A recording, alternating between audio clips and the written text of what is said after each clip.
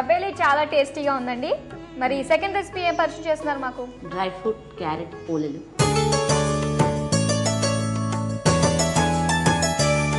మరి దానికి కావాల్సిన ఇంగ్రీడియంట్స్ చెప్తారా?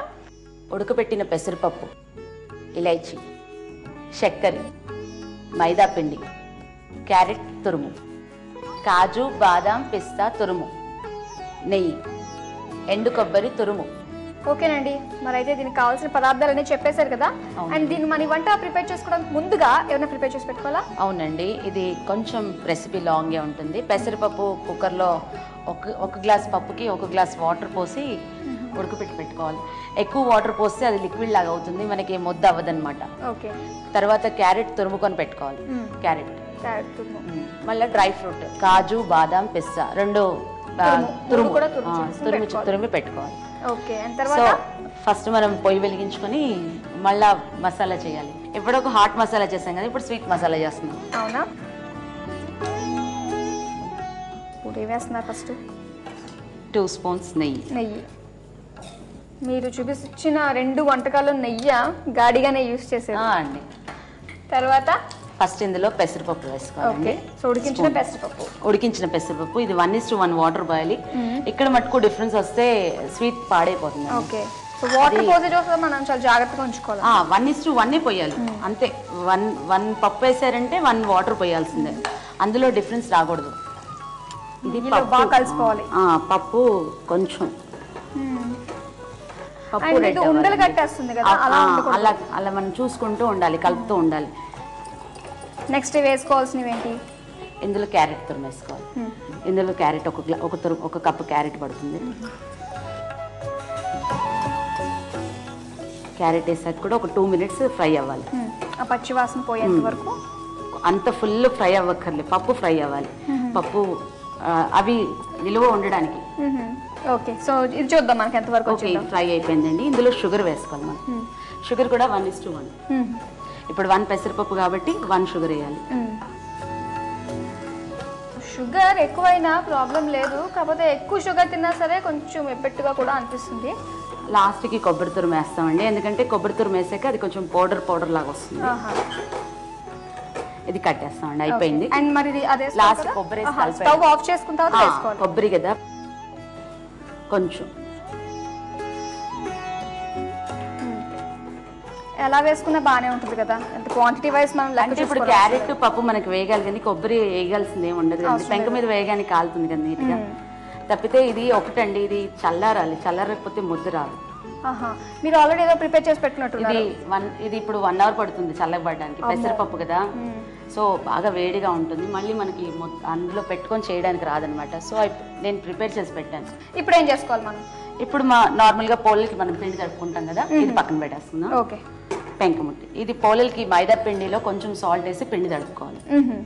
ఇది కూడా పిండి తడుపుకుంది 1 అవర్ ఉంచాలన్నమాట. 1 అవర్ నానాలి. పోలి చేస్తే ఆ పోలి బాగుంటుంది. ఇది తడిపి పెట్టిన పిండి. సో చూసారు కదండి, ఇది ఏం పిండిది? ఇది మైదా పిండి. సో చూసారు కదా, మైదా పిండిలో కొంచెం సాల్ట్ వేసి కొంచెం వాటర్ వేసుకుని ఇలా పిండి కింద రెడీ చేసుకుని మనం పెట్టుకోవాలన్నమాట. ఇప్పుడు దీంతో ఏం చేస్తారో చూద్దాం. ఈ లోపల మనం స్టవ్ ఆన్ చేసుకుంటే పెట్టేసింది, అది వేడే వరకు ఇవి చేసేస్తాం. ఇందులో కొంచెం డ్రై ఫ్రూట్ మిక్సర్ ఇలా కటోరీలో వేసుకొని తురుము వేసుకొని ఇందులో ఈ మిక్సర్ పెట్టాక ఇది ఇలా ఫోల్డ్ చేసుకోవాలి. ఫోల్డ్ చేసుకొని దీన్ని మళ్ళీ బాల్ లాగా చేసుకోవాలి. బాల్ లాగా చేసుకున్నాక ఈ ముద్ద ప్లెయిన్ ముద్ద ఉంది కదా, ఇది కొంచెం వెడల్పు చేసుకొని ఈ బాల్ ఇందులో పెట్టాలి. సో క్యారెట్ పెసరపప్పు dry fruit all together 3 in 1 పోలే. ఓకే, చాలా బాగుంది. లేదంటే నేను కూడా ట్రై చేస్తాను. చేయండి. ఇప్పుడు మీరు దాన్ని ఏం చేస్తారు? ఇప్పుడు నార్మల్గా రోటీ ఎలా పెన్నం మీద రొట్టె చేయాలంటే ఎలా చేసుకుంటామో అదేసి అలాగే వచ్చేస్తుంది. పోలేలాగా రాదు అన్నది కూడా ఏం లేదు, పిండి అద్దుకొని చేసేసుకోవచ్చు. అవునా? సరే, మీరు ఆ పనిలో ఉండండి, నేను రెడీ చేసి పెట్టేస్తాను. బొబ్బట్లా అనిపిస్తున్నాయి కదండి ఈ స్టఫింగ్ ఇలా చేసేది? అదే క్యారెట్ బొబ్బట్లు.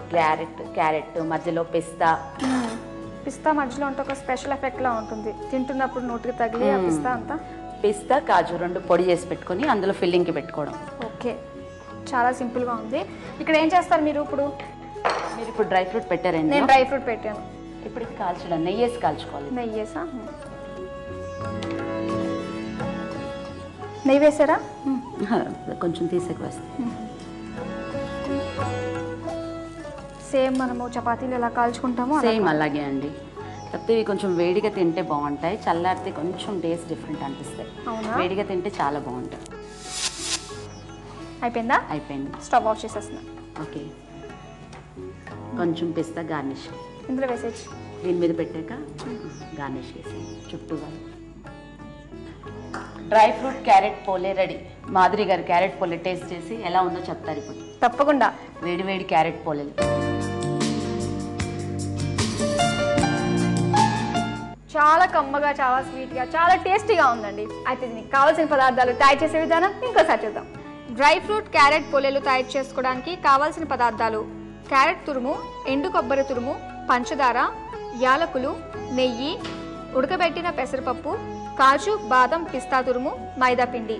తయారు చేసే పద్ధతి: స్టవ్ ఆన్ చేసి కడాయి పెట్టి అందులో నెయ్యి వేసి వేడి చేయాలి. నెయ్యి వేడైన తరువాత ఉడికించిన పెసరపప్పు వేసి ఉండలు కట్టకుండా బ్రౌన్ కలర్ వచ్చేంత వరకు కలుపుతూ ఉండాలి.